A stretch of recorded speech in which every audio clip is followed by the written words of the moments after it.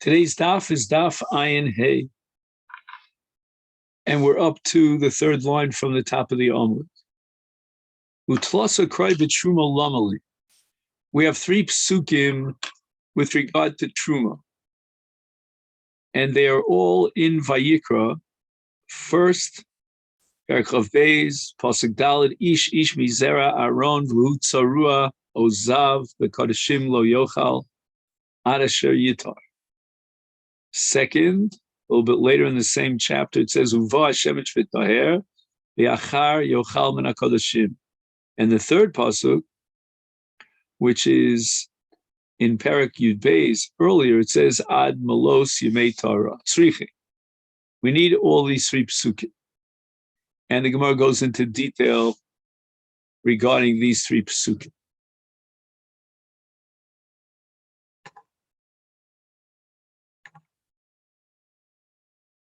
If we only had the pasuk of Ish mizera Aaron v'tzaruo zaba kodeshim lo yochel ad asher yitar, and we didn't have the other two psukim, lo aviyadan b'mai, we wouldn't know what Torah the Torah the pasuk is talking about, which allows him to eat truma. Is it just the tevilah, or do we have to wait till Tzeis HaKocham, till Hariv Shemesh? And therefore, Kosav Rachmana Uba Shemesh V'Taher, that justifies the second of the three psukim to teach me that when it says Bekodeshim Lo Yochal Ad Asher Yitar, that means Ad Li'achar Hariv Shemesh, because it says Uba Shemesh V'Taher.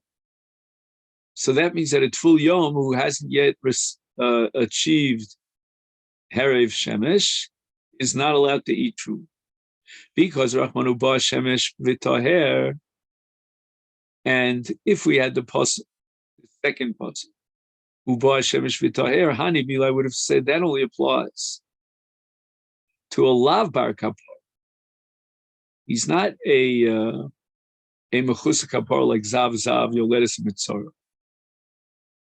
And therefore, he can eat truma immediately after Hariv Shemesh. Aval debar kapara. But in the case of mechusa kapara, I would have thought that he cannot eat truma ad maisi kapara until he brings his carbon on the 8th day. Therefore, kosav rachmana. Now we need the third pasuk in this series. Ad melos yemei Torah. And Yemos Malay Torah means till Molo Yomels, as soon as we have the days that he needs or she needs for Tara pass by, and then she can eat Truma, he can eat Truma, but we don't have to wait till Havas HaKapara. Ve'ikav Kosav Rachmana, if we only had the pasuk in Yoledes of Ad Malos Yemei Torah, the third of the psukim, Havamina Filu Below Tvila. Now, this is an amazing Havami, that all you need is Molo Yemei Rasa, even without Tvila. And that itself, apparently, the passage of time that lends itself to Tvila is going to generate a certain level of Tara, even without Tvila. And that would be enough of a Tara to allow the person to eat Truma. Therefore, Kos Rachmana, now we need the second pasuk of the three, Bakodashim lo yochal ad asher yitar, and ad asher yitar means until tvila. And of course, we need Hariv Shemesh because of the pasuk Ba Shemesh V'Toyer. That pasuk V'Kodashim lo yochal ad asher yitar is coming lafuke that we don't need to bring the carbon. And not only that, but it means we do need Tara.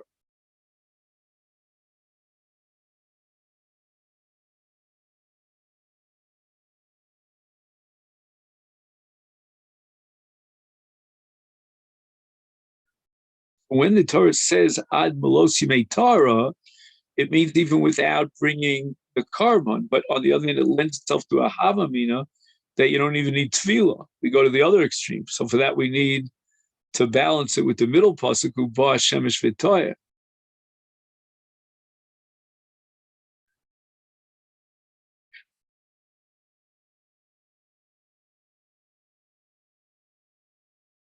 Or for that matter, the pasuk of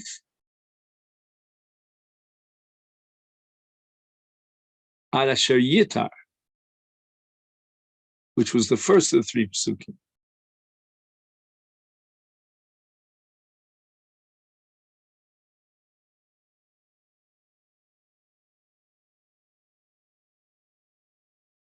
He has a note here, Shekain beparsha zu tzarua ozav.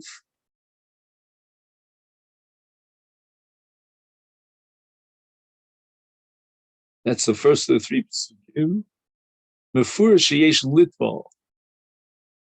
So when it says bekodshim lo yochal ad asher yitar, it says ki im rachotz b'sar b'mayim. So that first of the three psukim explicitly mentions Tvila b'mikvah. Now the Gemara asks the following kasha. Ulahanach tana de polig alei de tana de bei Rabbi Shmuel. So let's go back for a moment to tana de bei Rabbi Shmuel, which is on Ayin Daled Amid Beis.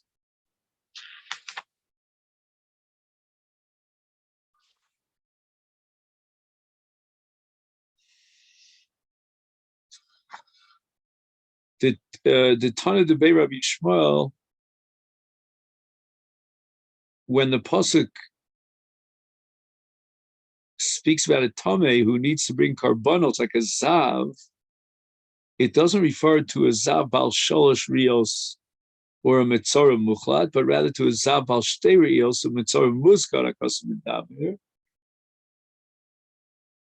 So they don't need avas karbanos for tara because they only saw shtei rios or it's a metzora muskar.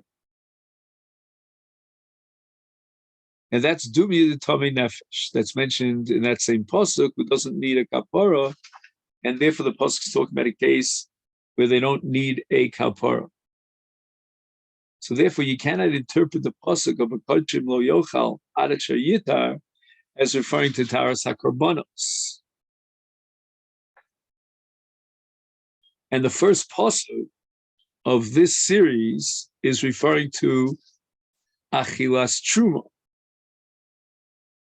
But now we have a Tana that rejects the Bei Rabbi Shmuel, the Omar, and he interprets the pasuk each mizari Aaron v'utzaru zav, about which the Torah says "B'kodashim lo yochal ad asher yitar zav bal sholatri yosu v'utzaru muchlat akos v'daber," and therefore v'hai ad asher yitar ad maisi kapara.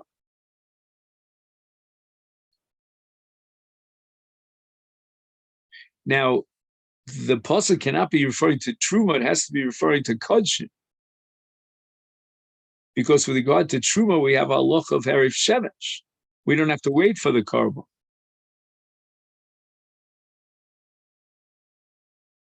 So, therefore, if we have to interpret the pasuk ad asher yitar, meaning until he brings karbanos, he's a mechutz kapara and he cannot eat kodshim, and the pasuk therefore is referring to kodshim, is trei kroi b'kodshim lomalik.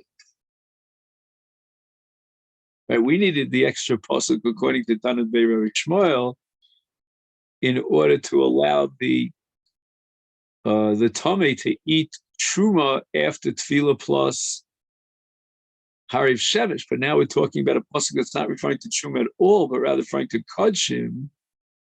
And now we have two psukim referring to kodshim. We're not sure why we need both of them. In the Parsha Yoledes, it says, "V'lokcha shtei torim o shnei bnei Yona echad liolav ech lechatz v'kippur le'akoi v'tahera," telling me that she needs the karbanos of Yoledes in order to be tahera. And with regard to zav, the Torah says, "B'kodashim lo yochal ada asher yita." So we see that again, the same idea that you need to bring karbanos to complete the tara, and only then can you eat kodshin. So why do we need two psukim? Tzrichi. Dikas of Rachmana. If the Torah would have only had the pasuk in Yoledes, so we would say that a Yoledes is enjoined from eating kodshim if she hasn't brought her karbanos, her shtei torim or shnei b'nei yon. Mishum de meruba tumasa, because she has either 40 or 80 days of tuma. Aval zav, he doesn't have tuma meruba, emalo, the Torah is more mekil, and we would come to the mistaken impression that the zav, who's mechusa kapar, is allowed to eat kodshim even before he brings his karbanos. Therefore, we need a pasuk even bezav, but kodshim lo yochal adasha yitar, that he cannot eat kodshim until he brings his karbanos. He's a mechusa kapar, he's enjoined from eating kodshim. Ve'ikas rachmana bezav, if the Torah would have told me that in the case of zav, he's enjoined from eating kodshim until he brings his karbanos, the lo hutar mechlol. Of a yoledes, emolo. We have a kula in yoledes, a special heter that we don't find in tuvas zav. There's no heter b'makom acher that the zav could see ziva and he'll still be tar. As long as he's roa ziva, he's tummy. But yoledes, she could see the same dam during Yemei Tara, and she remains tahora. And dam in a different period of time, like after the first, let's say 14 days, then the dam is tame. So there's a kula in the metame. Is the emolo, we would make the mistaken impression that in the case of Yoledes, where there's a tara in the tuma, she'd be allowed to eat kodshim immediately with hariv shemesh, even before she brings karbanos tzricha. Therefore, we need both psukim.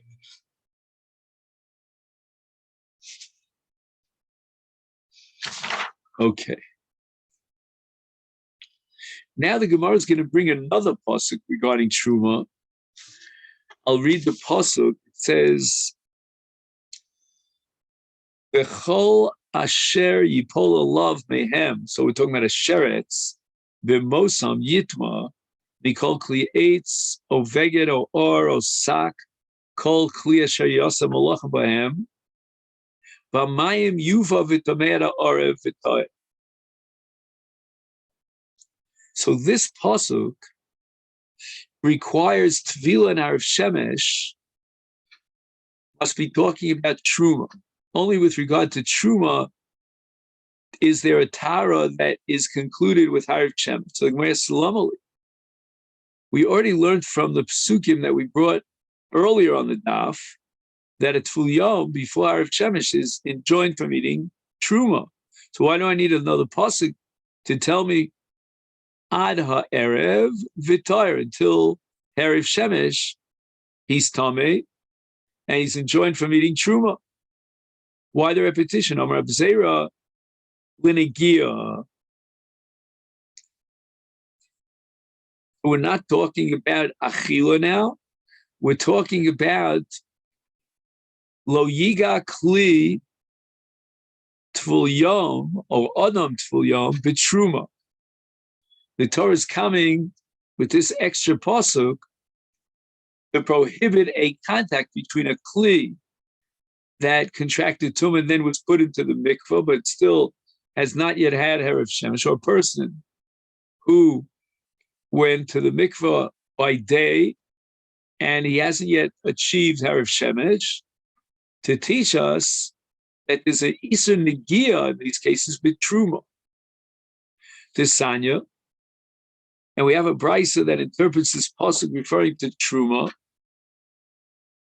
And again, the pasuk is talking about a kli that had a mago with truma, which is prohibited. The sanya, kamayim yufav tame ada erev yachal. I would think you'd be tame lakol, even with regard to Masechet. It would be an Easter until Hariv Shemesh. Talmud Lomar V'toher. So from the fact that it says in the pasuk V'toher, it means that already earlier he's tahar, meaning bishas tvila. Now, what could that mean? That v'toyer, it doesn't say v'yithar, he will become tahar, but rather he's already tahar. That's the pasuk v'toyer, and that means he's tahar from shas tvila. I v'toyer yachal hakol. Might the pasuk be telling me that he's allowed to eat truma? Can't be referring to the achila of truma because Talmud Loma v'toyer v'tomei ada eret. So you see that for truma, the tvul yom has to wait until Hariv Shemesh. So how you now reconcile the pasuk of v'toyer, which is mashma that he's already tar immediately after tvila?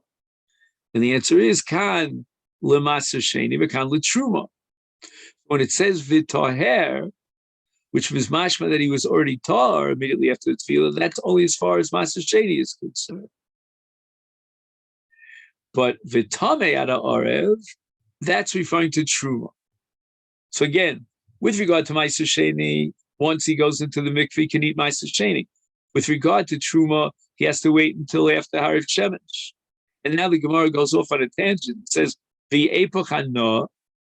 Why don't we interpret it the opposite way? Maybe in maser sheni, he'd be asur, and we're talking about again negia of Tful Yom, but in Truma, he'd be mutter with negia of Tful Yom, even without Hariv Shemesh. And the Gemara answers, Mestabra ki hechi de chamira achilu de Truma achilu de maser, hachinami chamira negia de Truma minegia de maser. So the Gemara now makes a parallel between achila and negia.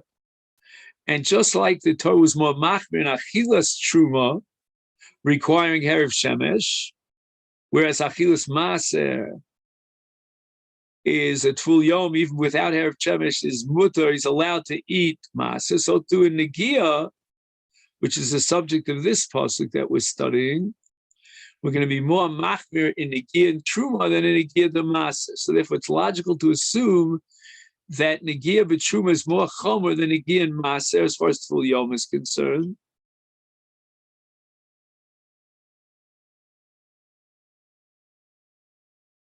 So this extra pasuk with regard to Truma is telling me the Easter of Negia b'Truma. And now we're talking about a Tful Yom who has not yet achieved Hariv Shemesh. Now the Gemara is going to quote an alternative source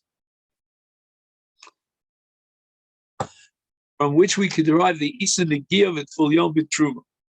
By saying Negia the Truma of a Tful Yom is not derived from the pasuk v'tomei ada arev, but ela mihacha nafka. And we're going back now to the parasha of Yoledes. After the Melos Yemei Tara, she was Toveles, and she has a din of a Tful Yom ha'aruch v'chol kodesh lo tiga ad Melos Yemei Tara. And the Gemara darshins what it says kol kodesh v'chol kodesh lo siga azhara li ochel. Now the pasuk says lo siga, and yet the Gemara is interpreting it as a lotaseh, prohibiting achila. Why? Oh, ena ella linogea. You might say the Torah is commanding us, warning us not to have contact with the truma in the case of a Tful Yom.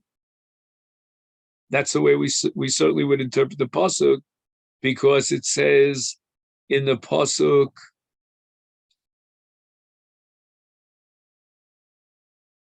lo siga. That's what it says. Talmud lomar b'chol kodesh lo siga vel amigdash lo savo. So this pasuk has a hekesh. Makish kodesh lemigdash. Kodesh means the Isra Achilas Kodesh, And Lemigdash is referring to the Isur Bia, Lemigdash, in a case of Tumah. Tumah is enjoined from entering into the Beis HaMikdash. And that's called Vel HaMikdash Lo Sava. But in the beginning of the Pasuk, it says, V'chol Kodesh Lo Siga. So now we have a hekesh between Achilas Kodesh and the Isur Bia Lemigdash.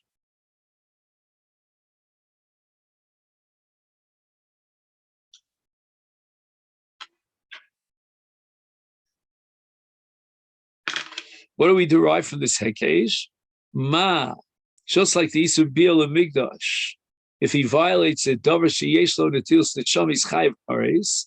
Af, so too, if he eats kodesh and he's tamei, Davar sheyesh lo netilas neshama is chayav kares. Ubenegia netilas neshama leka. For touching and having contact with the truma, then for sure he's only violating an isur, but not a chiyuv kares. So therefore, the pasuk cannot be referring to negia as it literally is translated, because it says in the same pasuk, "Ela migdash lo tava." So we're talking about a chiyuv kares, and for negia there's no chiyuv kares. Therefore, we can only be talking about an isur achila of a tamei b'tumas aguf. And for that, he gets either kares or misa b'dei shamayim, and the Torah is coming to prohibit achila. So now the Gemara has to finish up and tell us how this derivation is going to teach us the Isur Negia b'truma in its full yom.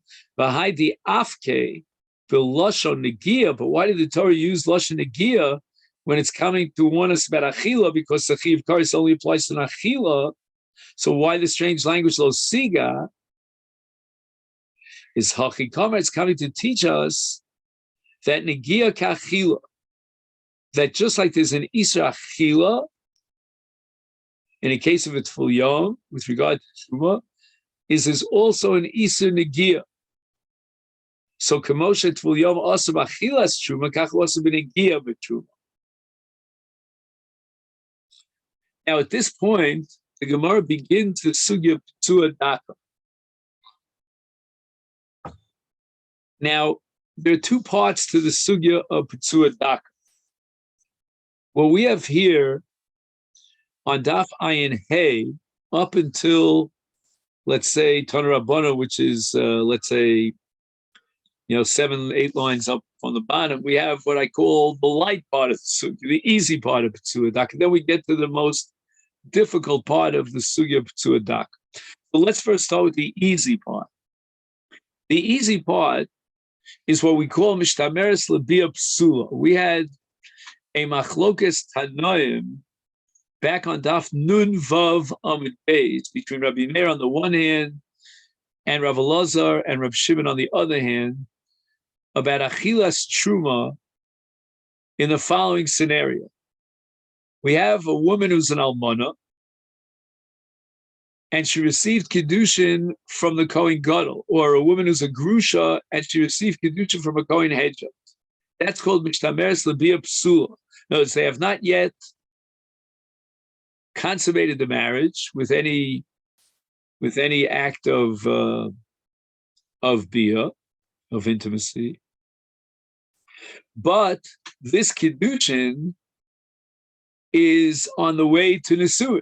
I mean, it's the first stage of marriage, leading up and culminating with nisuin, which is a ma'aseh bia, which would passel her from truma, because whenever there's a bia nefseles, a bia psula, and an isur lav in that bia, like for example, Kohen Gadol to an almana or Kohen Hedja to a grusha, she becomes excluded from truma. In fact, she becomes a halal. So Meir says that even after kedushin alone, and they have not yet consummated the marriage, she is prohibited from eating truma because she's waiting, so to speak, anticipating the nisuin of bia, which will passel her from truma and from kahuna. That's the shita of Rabbi Meir. And the dissenting view is that of Rabbi Lazar of Shimon. She's allowed to eat truma because she hasn't yet become psul truma. She hasn't yet had bia. She's only after kiddush. Now our Mishnah tells us that if a kohen is a p'tua daka or a kroshivcha, then although they can still eat truma, right? The kohen who's a p'tua daka or kroshivcha, and their avodim could still eat truma, but their wives or his wife cannot eat truma. Now, assuming that they didn't consummate an act of intimacy since his accident when he became a p'tua daka, therefore the Mishnah says, "Harei elu yochlu b'truma." So, in other words, her husband became a p'tua daka or a kroshivcha after she was married, but since that injury, they did not have any intimacy. And therefore, she's allowed to continue eating truma. So the Gemara says, Mantana, who would be the author of our Mishnah, that Mishtameres be a p'sul d'oraisa achla b'truma, that can only be Amar Rabbi Lazar, machlokes shnuya can only go according to Rabbi Lazar of Shimon, as opposed to Rabbi Meir, because Rabbi Meir has the opinion, the view, the principle that Mishtameres be a p'sula eno cheles b'truma. And this woman who's married to a daka or a kroshivcha, therefore could, according to a mayor, could not eat truma, even if they haven't had a relationship yet, because when he became a p'tua daka kroshivcha, she's already mishtameres l'bi a p'sula. Rabbi Yochanan contests. Rabbi Yochanan marafilu tema Rabbi Meir, even though Rabbi Meir would hold it in almana sheniskacha l'kohen gadol, or a grusha sheniskacha l'kohen hedja, is mishtameres l'bi a p'sula d'oraisa, is p'sula and ein ocheles b'truma. Shani hachab, in the case where a woman's husband became a p'tua daka, it's different. Shekvar ochla. He, the Kohen, her husband, has already been machil her truma for who knows how long until he had this terrible injury, and he became a p'tua daka kushivcha. So we allowed her to continue eating truma as the status quo has it, as long as they haven't had an act of intimacy.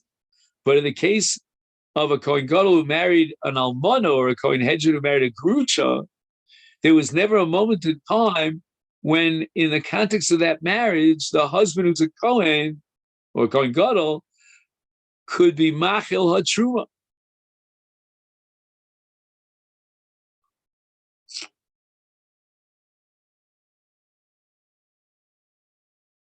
This is like similar to the concept of hoysel shasak kosher.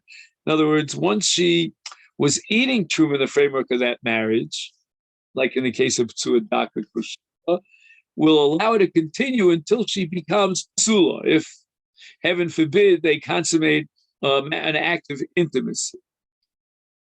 But in the case where the kedushin never had the power to generate achilas truma, like in the case of getting married to an almana, of a Kohen Gadol getting married to an almana, he could never ever have been machil her truma because she's an almana and he's a Kohen Gadol. But we just quoted Rabbi Lazar, who said that this Mishnah is machlokes shnuya, and according to Rabbi Meir, mishtameres to be a p'sula, would not be able to eat truma in a case of nesua p'tua daka. So how is Rabbi Lazar going to deal with the argument of Rabbi Yochanan? Shekvar ochla. Rabbi Lazar, shekvar ochla lo amrina. We don't accept the svara of kvar ochla. We're not going to say that once a woman eats truma, and then subsequently the siba that gave her the right to eat truma is gone, therefore we're going to remove her schus, her heter to eat truma. Dilo temachi basi soshenistika meis pilot tochal sherei kvar ochla. If you, Rabbi Yochanan, have a logic, a principle of kar ochla, then why not apply it to a case of a Bas Yisrael who was married to a Kohen, her husband died, she ate truma during his lifetime, he was machil ha-truma, and therefore we're not going to remove that heter that she had to eat truma according to Rabbi Yochanan. And that's ridiculous. That's an untenable position, but that's what the logical conclusion of Rabbi Yochanan should be. That according to Rabbi Yochanan, you're applying a principle of kar ochla, then what about a Bas Yisrael who is eating truma because she was married to a Kohen? She should continue to eat truma after the Kohen is dead. And honestly, I don't understand this argument of Rabbi Loz. As the Gemara points out now, and it's so crystal clear, Rabbi Yochanan hasam paka kinyane hacha lo paka kinyane. What kind of comparison do you have, Rabbi Elazar? In the case of Bas Yisrael, who was married to a Kohen, her husband died, is paka kinyana. I mean, the only license that she has to eat truma is because she's kinyan kaspo of her husband, the Kohen, but he died. So there's no kinyan anymore. So what will be the havmin to say that she can eat truma because she already ate truma? She ate truma b'toras kinyan kaspo, and now there's no longer kinyan kaspo. What's going to be machal truma? But hacha, in the case where her husband is a Kohen, and now he became a p'sua daka, he still is a Kohen, and he still could be machal truma b'toras kinyan kaspo. That relationship or that kinyan that exists was not paka. So admittedly, had she been married to a p'sua daka, then with kedushin, that would be the subject of machlokas tanoim, because she's mishtameres to be a p'sua. But here, she was married to this Kohen before he became a p'sua daka, and he was machil ha-b'truma. So now that he became a p'sua daka, she loses her rights to truma? That's not right. So therefore, as Rabbi Yochanan, even Rabbi Meir would agree that in this case, we're going to apply the principle of shekvar ochla, and she could eat truma because she's kinyan kaspo of the Kohen, despite the fact that now he became a p'sua daka. Okay, that's Roman numeral number 1. Now we get to the tough. Unfortunately, in my secular education, I never took a course in urology. Eza p'sua daka. Who is a p'sua daka that cannot come l'kol? Later on, we'll speak about krus shift. So it means he had some sort of an injury. He was patsua, as we say today, modern Hebrew patsua, and as a result, he cannot have children.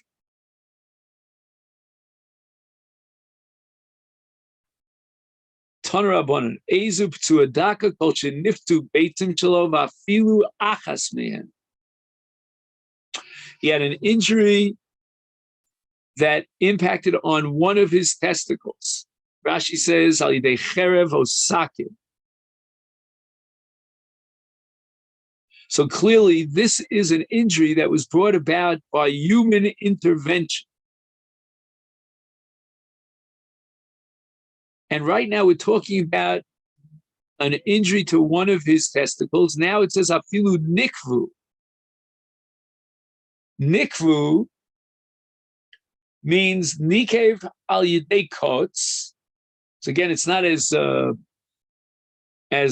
catastrophic, as dramatic as cutting, having like a surgery, but the coats went in. Some Rishonim say it created a nekev mefulash into his testicle, going from one end to the other end. Afilu nimoku. Nimoku means that somehow the testicles shriveled up as a result of a maka, some sort of an infection. Vafilu chasru. And even if the beitzim are missing something, they're not complete.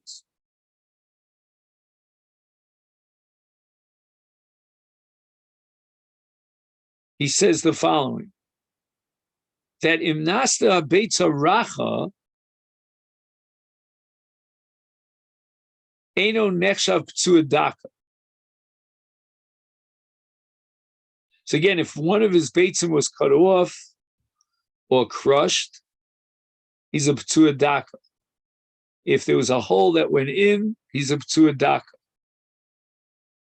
But if his beitzah became softer, but it was not nimoach, meaning it didn't lose any of its size, it didn't like shrivel up, but rather it became soft, then he's not a p'tuadak. And afilu chasru beitz of kol shehu, he's missing part of his testicle as a result of this injury, he's a p'tuadak. Omer Rabbi Yishmael ben Ocho Rabbi Yochanan Shamati mipi chachamim b'kerem b'Yavna. That was a base medrash in Yavna where they sat shuros, like a kerem, like a vineyard. Kol she'ein lo ela beitza achas, eino ela srischama. So now we're talking about a person, some sort of, I guess you'd say, mutation, and he was born without two testicles. He only has one testicle. And the chiddush of Rabbi Yishmael is that he's kosher. He's not a p'tuadaka, because that's how he was born. He didn't have an injury. Eino ela srischama. The kosher. Srischama means that excuse me, that something happened, he got ill, and as a result, he's sterile.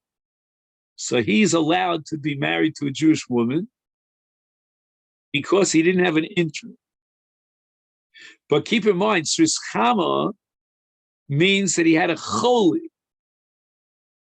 He had an illness, and that made him sterile. But that has nothing to do with the case of someone who was born without a testicle. So the Gemara corrects the nusach. You can't say that he is a srischama. Srischama means that he had an illness. You're talking about a case of somebody who was born in that state. El areu kisrischama. You have to add the chaf adimyon here. Just like a srischam is kosher, he's allowed to enter into Kal Yisrael because the Torah only prohibited someone who had a petzah, someone who had this radical injury that cut into his beitzim. He's to a daka, but not a srischama who, because of illness, became a srischama. He's still kosher. And the same thing applies to someone who was born without a beitzah. He's like a srischam. Okay. Now, v'nikev lo molid. What about the case where, as we said before, he had a coat that created a hole in his testicle? You're telling me that he's a p'tuadaka because he's sterile. Is that really true? I'm going to quote a story that actually happened to prove that's not true. Veha Maisa Shahaya, who gavra this solically dikla. He was climbing up a date palm tree. And here we turn to Daf Ayin Heyam Beis.